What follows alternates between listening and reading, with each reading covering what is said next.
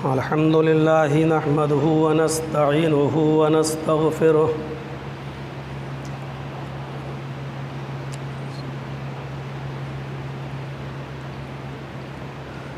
व नऊज़ु बिल्लाहि मिन शुरूरि अनफुसिना व मिन सय्यिआति अअमालिना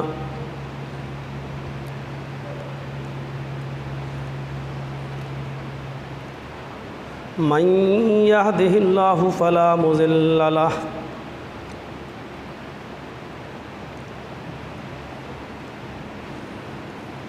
व मन युज़लिल्हु फला हादिय लह।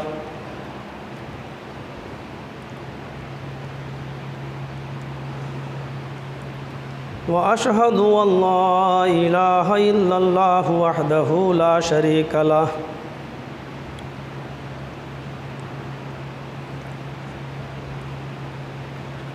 व अशहदु अन्न मुहम्मदन अब्दुहु व रसूलुहु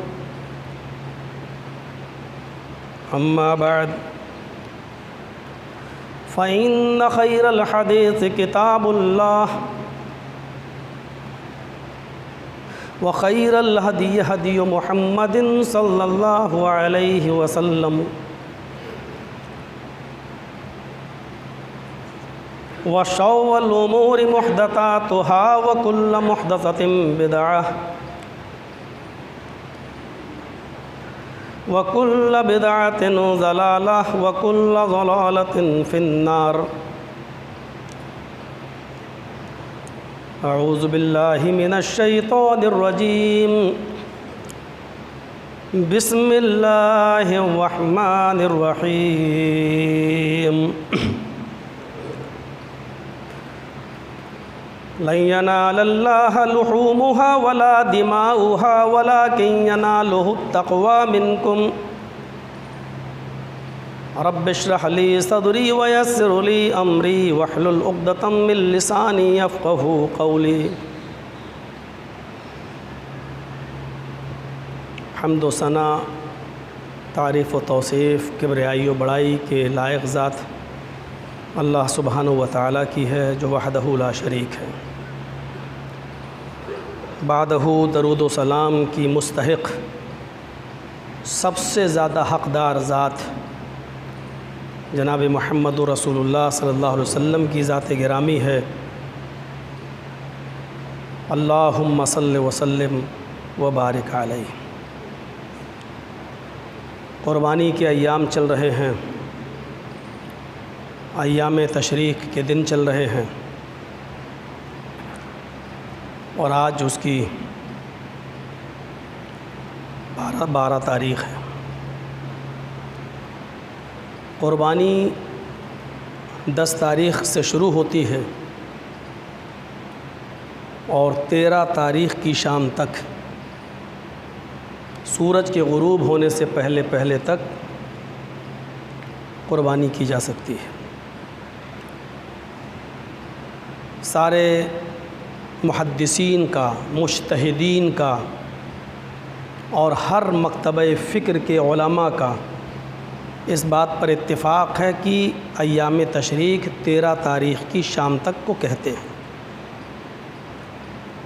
11, 12, 13 और नबी अकरम सल्लल्लाहु अलैहि वसल्लम की हदीस मौजूद है, आपका ये फरमान मौजूद है कि कुल्लु अय्याम तशरीक़ ज़िबहुन। अय्याम तशरीक़ के सारे दिन क़ुरबानी के दिन हैं। 10 तारीख़ से लेकर 13 तारीख़ की शाम तक क़ुरबानी की जा सकती है। मुअत्ता इमाम मालिक की एक हदीस है, हदीस नहीं एक असर है, हज़रत अब्दुल्लाह इब्न उमर रज़ी अल्लाह ताला अन्हु का। वो फरमाते हैं कि क़ुरबानी 10 तारीख़ से शुरू होती है और उसके बाद 2 दिन और, यानी 11 और 12। हमारे अहनाफ हज़रात अब्दुल्लाह इब्न उमर की इसी असर पर अमल करते हैं और हनफिया के यहाँ क़ुरबानी 12 तक जायज़ है। वो 13 तक को जायज़ नहीं मानते। 13 तक तकबीरें पढ़ने को जायज़ मानते हैं, 13 तक को अय्याम तशरीक़ मानते हैं और 13 तारीख़ तक रोज़ा रखना भी उनके यहाँ मना है कि रोज़ा नहीं रखेंगे क्योंकि ये दिन खाने पीने के दिन है। लेकिन क़ुरबानी 13 तारीख़ की वो नहीं मानते हैं। वो कहते हैं कि अब्दुल्ला इब्न उमर रज़ी अल्लाह ताला अन्हु ने 10 तारीख़ की क़ुरबानी और मज़ीद 2 दिन और बताया है, लिहाजा यही सही है। किसी सहाबी का ज़ाती अमल हदीस नहीं हो सकता है, किसी सहाबी का ज़ाती अमल नबी अकरम सल्लल्लाहु अलैहि वसल्लम के हुक्म से आगे नहीं हो सकता है। नबी अकरम सल्लल्लाहु अलैहि वसल्लम ने जब अय्याम तशरीक़ के सारे दिन क़ुरबानी के दिन बताए हैं तो ज़ाहिर है कि 13 तारीख़ भी अय्याम तशरीक़ में शामिल है। 13 तारीख़ तक क़ुरबानी की जा सकती है। पहले दिन क़ुरबानी करना अफजल है, इसमें कोई शक नहीं, क्योंकि अल्लाह के रसूल सल्लल्लाहु अलैहि वसल्लम ने अपने 100 ऊँटों की क़ुरबानी भी जो नहर किया था वो पहले ही दिन किया था। 63 ऊँटों को अपने हाथों से ज़िबा किया और बाकी जो 37 ऊँट बचे आपने हज़रत अली रज़ी अल्लाह ताला अन्हु से उन पर छुरी चलवाई। तो इसमें कोई शक नहीं कि क़ुरबानी का पहला और अफजल दिन जो है वो 10 तारीख़ है, लेकिन उसके बाद मज़ीद 3 दिन हम क़ुरबानी कर सकते हैं। शरीयत के अंदर इख्तिलाफ़ की गुंजाइश बाकी है, लेकिन शरीयत किसी भी मसले में मुखालिफत करने की पक्ष में नहीं है। इख्तिलाफ़ एक अलग चीज़ है और इख्तिलाफ़ पर मुखालिफत करना ये अलग चीज़ है। कुरान करीम पूरा पढ़ जाइए, कुरान करीम ने कहीं ये नहीं कहा कि तुम इख्तिलाफ़ मत करो। कुरान करीम ने कहा कि इख्तिलाफ़ तो होगा, फ़इन तनाज़अतुम फ़ी शैइन, दीन के किसी भी मसले में तुम्हारे दरमियान इख्तिलाफ़ हो जाए तो उस इख्तिलाफ़ को हल करने का रास्ता ये बताया कि फ़रुद्दूहु इलल्लाहि वर रसूल, उस इख्तिलाफ़ को अल्लाह और उसके रसूल की तरफ ले जाओ, अल्लाह और उसके रसूल की अदालत में ले जाओ, वहाँ से जो तुम्हें हुक्म मिले उसको दोनों पक्ष मान लें। दलील आ जाने के बाद फिर मुखालिफत नहीं। नबी अकरम सल्लल्लाहु अलैहि वसल्लम के इंतकाल के बाद हज़रत उमर फ़ारूक ने तलवार निकाल ली थी और कहा था अगर किसी ने कह दिया कि मोहम्मद रसूलुल्लाह का इंतकाल हो गया तो हम उसकी गर्दन उड़ा देंगे। नबियों को मौत नहीं आती है। जैसे हज़रत मूसा अलैहिस्सलाम अल्लाह से मिलने गए थे जबल तूर पर, ऐसे ही अल्लाह के रसूल सल्लल्लाहु अलैहि वसल्लम अल्लाह से मिलने गए हैं और कसम खाकर कहा था कि अल्लाह की कसम वो लौट कर ज़रूर आएंगे। उस वक्त हज़रत अबू बकर सिद्दीक़ ने उनके हाथ से तलवार छीन कर कहा था उमर होश में आओ, अल्लाह तबारक व तआला मेरे नबी पर 2 मौतें नाजिल नहीं करेगा, जो मौत बरहक थी वो आ चुकी है। अय उमर क्या तुमने कुरान नहीं पढ़ा? फ़इन्नका मय्यतुन व इन्नहुम मय्यतून, अय नबी आपको भी मौत आएगी और पूरी दुनिया को भी मौत की घाट उतरना है।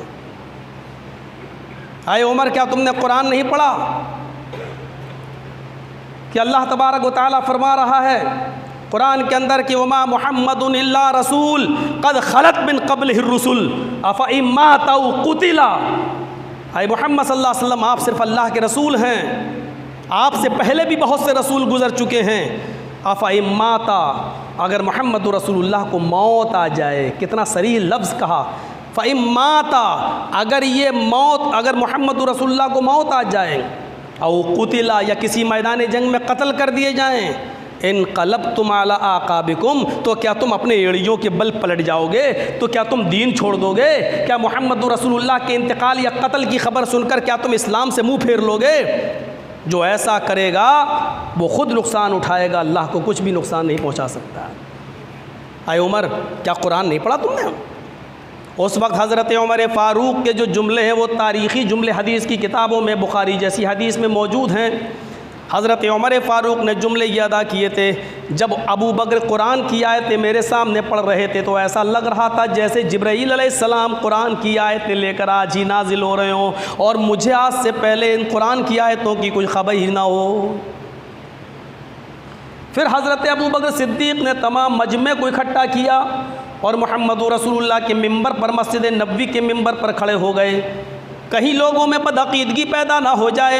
हज़रत उमर ने कह दिया कि अल्लाह के रसूल अल्लाह से मिलने गए, कहीं ये सहाबा में एक अक़ीदा ना बन जाए कि नबी अकरम ज़िंदा हैं, उनका इंतकाल नहीं हुआ।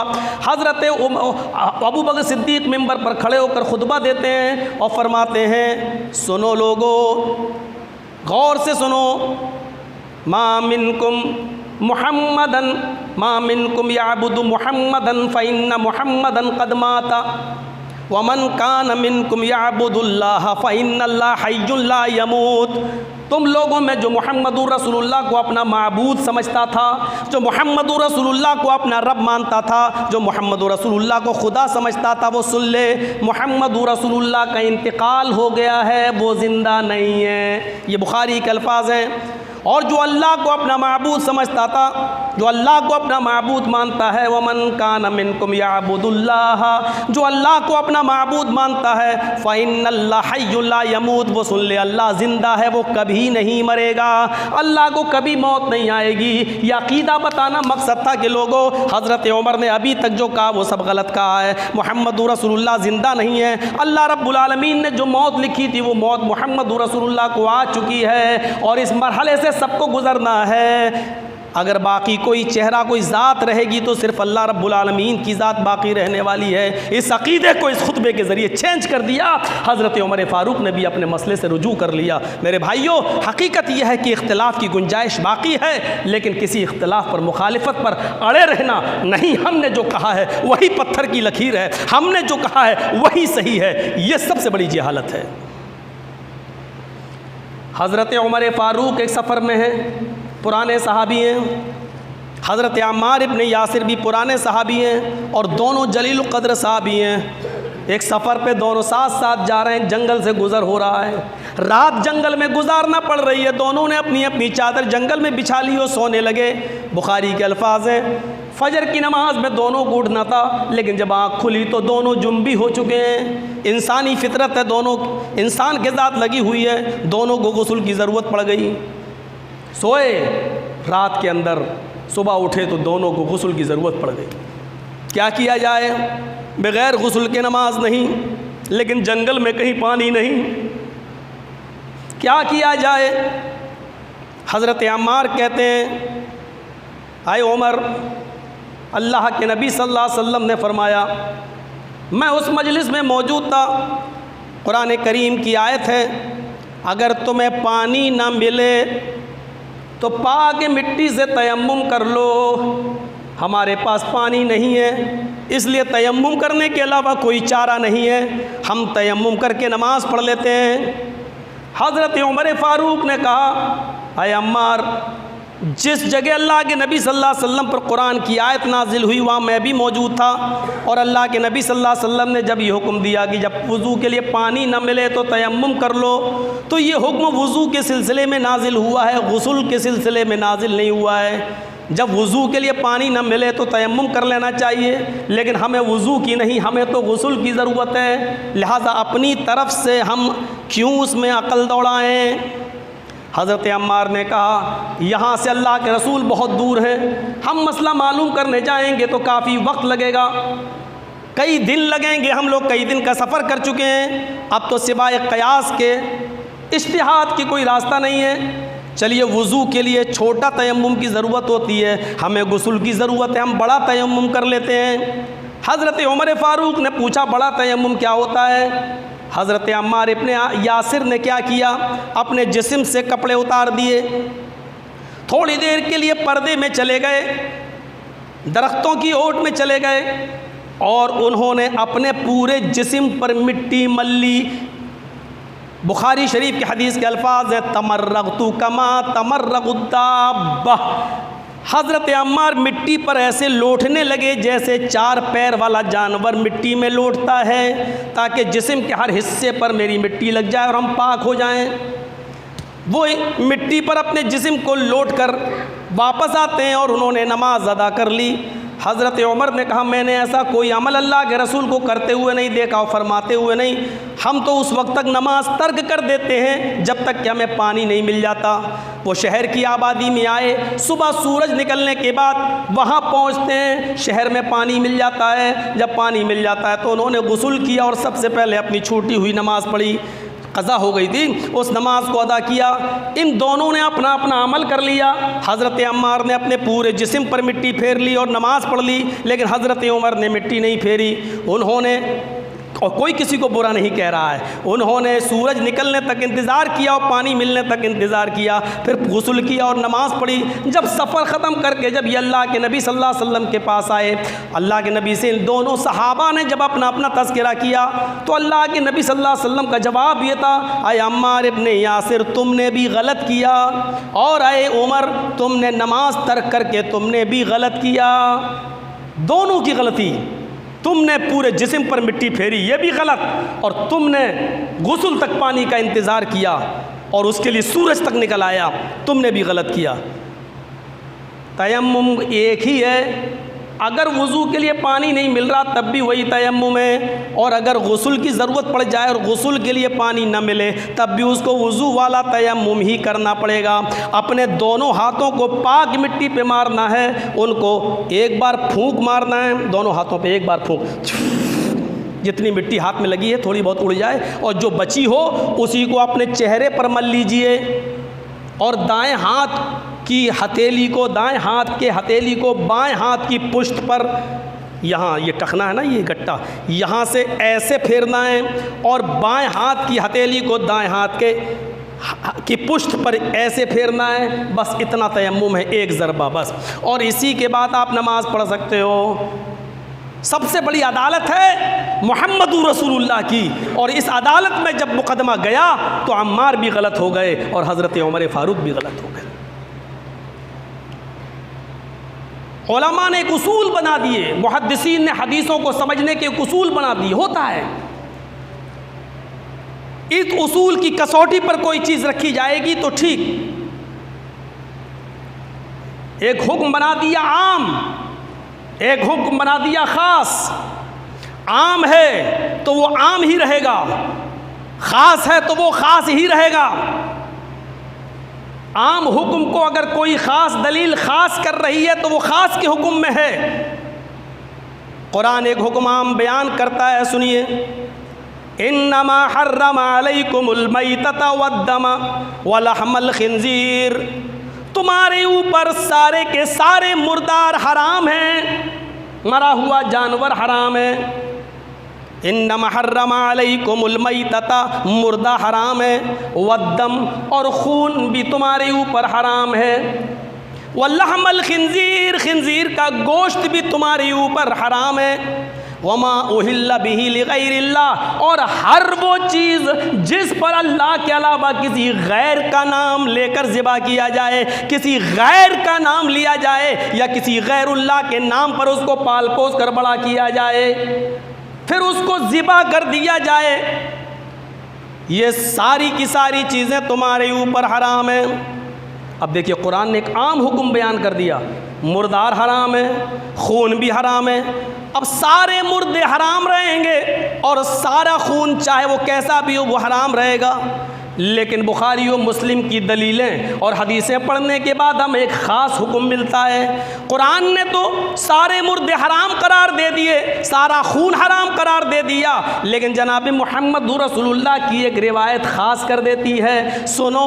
खून तो सब हराम है, मुर्दा तो सब हराम है, लेकिन अल्लाह के नबी फरमाते हैं कि हम तुम्हारे लिए दो मुर्दे हलाल करार दे रहे हैं। उन्हीं दो मुर्दों में अल्लाह के नबी ने फरमाया, अस्समकु वल जिराद, एक मछली है जिसको मैंने मुर्दा की मुर्दा मछली को भी हलाल करार दिया है, उस पर छुरी चलाकर बिस्मिल्लाह अल्लाहु अकबर पढ़ने की ज़रूरत नहीं है, वो बनफ्से नफीस मुर्दा है, चाहे नदी से मुर्दा निकले, चाहे वो समंदर से मुर्दा मिले या तुम्हारे पास मुर्दा हालत में आए, बहरहाल वो हलाल है, उसको आप काटिए और खाइए, उस पर बिस्मिल्लाह अल्लाहु अकबर पढ़कर ज़िबा करने की, उसको हलाल करने की ज़रूरत नहीं है। एक आम हुक्म से दलील ख़ास मिल गई हमें, अब हम मछली को हलाल मानेंगे, इसलिए कि अल्लाह के रसूल सल्लल्लाहु अलैहि वसल्लम ने उसकी हिल्लत बयान कर दी है और उस आम से उसको ख़ास कर दिया है। वलजराद, और एक टिड्डी का हुक्म दे दिया है कि टिड्डी भी जो मरी की मरी हो, और तुम्हें खेतों में या खलियान में या जंगल में मरी हुई टिड्डी मिल जाए,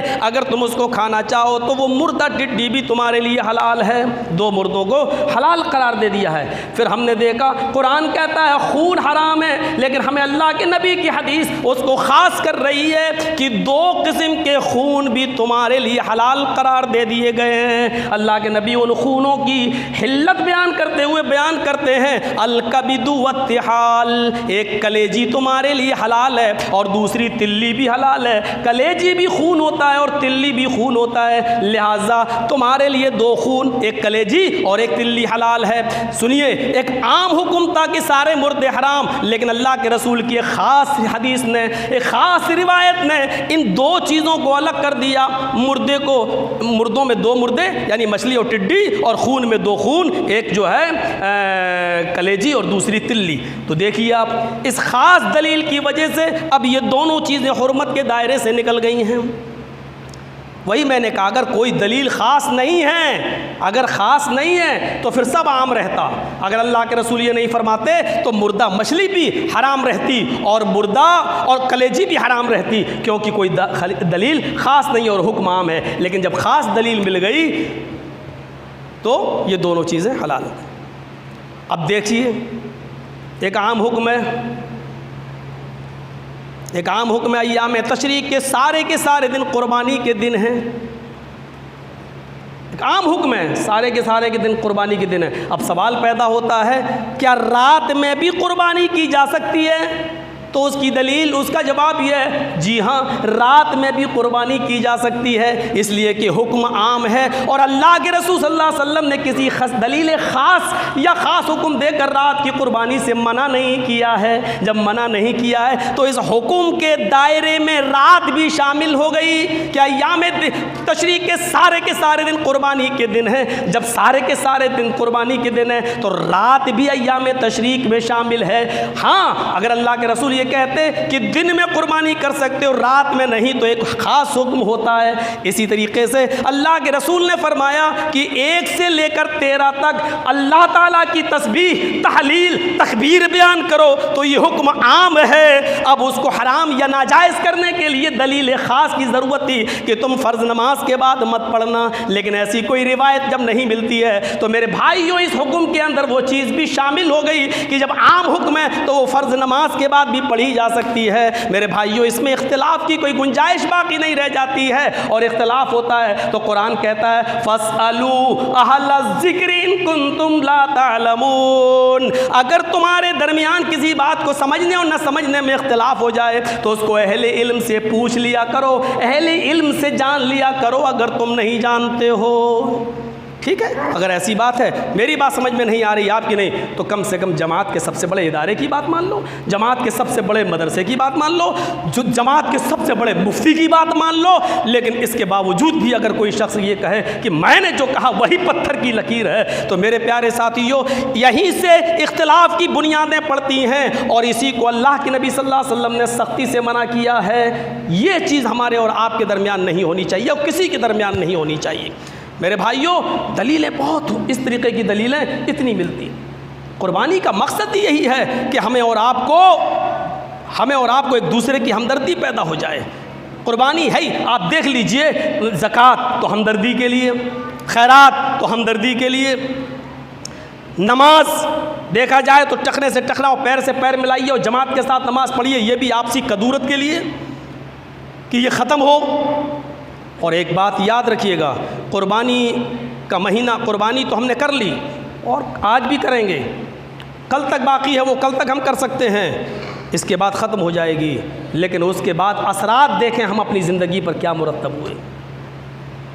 आइए, मैं कल रात के तकरीबन 12:45 के आसपास, 12:45 के आसपास मेरे हाथ में एक किताब आ गई, मैं उसको पढ़ रहा था। मैं सकरात का मुताला करने लगा। यूनानी फ़लसफ़ियों में बड़े बड़े लोग भी गुज़रे हैं, अफलातून, नेपोलियन, सकरात। मैं सकरात को पढ़ रहा था। महान पुरुषों की ज़िंदगी को पढ़ना चाहिए इंसानों को, चाहे वो कुछ भी हो। आखिर इन लोगों ने नाम कैसे कमाया। मैं सकरात को पढ़ रहा था। सकरात की एक बात मेरे दिल को छू जाती है। लिखा है उस किताब के अंदर कि एक बाप अपने बेटे को लेकर किसी जंगल की तरफ सफ़र कर रहा था। गौर से सुनिएगा। एक बाप अपने बेटे को लेकर किसी जंगल की तरफ सफ़र कर रहा था और बीच जंगल में जब पहुंचता है तो उस बेटे का पैर फिसल जाता है। जैसे ही उस बेटे का पैर फिसलता है, उसकी ज़बान से आवाज़ निकलती है चीख कर, मुझे बचाओ मैं गिरा। ज़ोर से बोला, मुझे बचाओ मैं गिरा। उसकी आवाज़ करीब में ही एक पहाड़ से टकराती है। इस बच्चे की आवाज़ करीब से ही एक पहाड़ से टकराती है और पहाड़ से टकराने के बाद वो आवाज़ वापस आती है लौटकर, मैं गिरा मुझे बचाओ। ये लड़का कहता है, कौन है वहाँ? पहाड़ से टकराकर आवाज़ वापस आती है, कौन है वहाँ? लड़के को गुस्सा आता है। लड़के ने कहा, खामोश। पहाड़ के दामन से टकराते हुए आवाज़ आती है, खामोश। बच्चे को मज़ीद गुस्सा आता है। लड़का कहता है, तुम बुज़दिल हो। टकरा कर आवाज़ वापस आती है, तुम बुज़दिल हो। इसने कहा, तुम कायर हो। पहाड़ से टकराकर आवाज़ आती है, तुम कायर हो। इसने फिर चीख कर कहा, तुम्हारे अंदर हिम्मत नहीं है मुकाबला कर सको और सामने आ सको। वहाँ से आवाज़ आती है, तुम्हारे अंदर हिम्मत नहीं है सामने आ सको। लड़के ने कहा, अब्बू ये क्या हो रहा है? डैडी ये मेरी समझ में नहीं आ रहा है, क्या हो रहा है? बाप ने कहा, बेटे गौर करो। बेटे ने एक दो बदतमीज़ी के जुमले और कहे, अपनी माँ का दूध पिया तो सामने आ। उधर से भी आवाज़ आती है, अपनी माँ का दूध पिया तो सामने आ। बाप ने कहा, बेटे मैं तुम्हें समझाता हूँ, रुको। अरे साहब आप बड़े अच्छे इंसान हैं, आप बताइए कि आप कौन हैं? वहाँ से आवाज़ आती है, अरे साहब आप बहुत अच्छे इंसान हैं, आप कौन हैं? अरे साहब आप तो बहुत बहादुर हैं। इस बाप ने कहा, आप तो बहुत बहादुर हैं। वहाँ से आवाज़ आती है, अरे भाई आप तो बहुत बहादुर हैं। अरे साहब मैंने आपसे अच्छा इंसान देखा ही नहीं। पहाड़ से टकरा कर आवाज़ आती है, हमने तो आपसे अच्छा इंसान देखा ही नहीं। कहा, बेटे तुमने जो कहा वो भी सुना और हमने जो कहा वो भी सुना। इस आवाज़ का नाम है गूंज। इस आवाज़ का नाम है गूंज। यही दुनिया है। यह आवाज़ हमें दुनिया का एड्रेस दे रही है। यह आवाज़ चीख चीख कर कह रही है कि यही दुनिया का निज़ाम है। तुम जिसको जैसा और जिस तरह इस्तेमाल करोगे और जिसके साथ जैसा सलूक करोगे वैसा ही तुम्हें लौट कर वैसा ही मिलेगा। अगर तुम चाहते हो कि इस दुनिया में तुम्हें इज्जत मिले तो इज्जत देना सीखो। अगर तुम चाहते हो दुनिया में तुम्हारी इज्जत हो तो दूसरों को इज्जत देना सीखो। अगर तुम चाहते हो कि लोग हमें 4, 5, 10 आदमियों बिठाएं और इज्जत दें तो तुम भी 4, 5, 10 आदमियों को अपने पास बिठाना सीखो। अगर तुम चाहते हो कि लोग हमारी कद्र व मंजिलत को समझें तो सबसे पहले तुम्हें लोगों की कद्र व मंजिलत को समझना पड़ेगा। बेटे ये दुनिया है, एक एक चीज का हिसाब ले लेती है। अगर तुम दूसरों पर जुल्म व सितम करोगे तो कल तुम्हारे ऊपर भी जुल्म व सितम होगा। अगर तुम चाहते हो कि हमारे साथ हक व इंसाफ होता रहे तो तुम्हें दूसरों के साथ हक व इंसाफ करना पड़ेगा।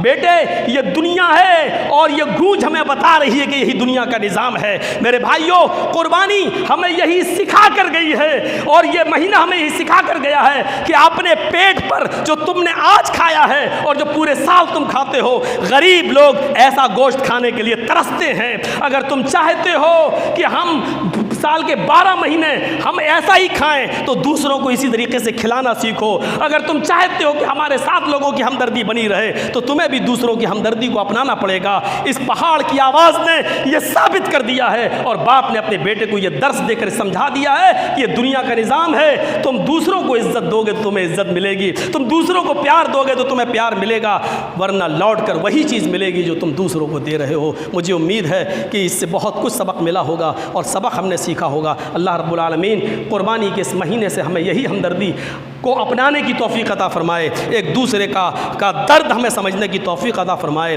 और एक दूसरे की इज़्ज़त करने की हमें तौफीक अता फ़रमाए, एक दूसरे का एहतराम करने की हमें तौफीक अता फ़रमाए। इलाहुल आलमीन, हम तुझसे दुआ करते हैं कि हमने जो कुर्बानियाँ पेश की अल्लाह उन कुर्बानियों को कबूल फ़रमा ले और अल्लाह इस कुर्बानी को उम्मत इस्लामिया के इत्तिफ़ाक़ और इत्तिहाद का ज़रिया बना दे। बार इलाह, जब तक तो हमें ज़िंदा रख, इस्लाम पे ज़िंदा रखना और जब हमारा ख़ात्मा हो तो ईमान पर हमारा ख़ात्मा फ़रमाना। वमा अलैना इल्लल बलागुल मुबीन व आखिरु दावाना अनिल हम्दुलिल्लाहि रब्बिल आलमीन।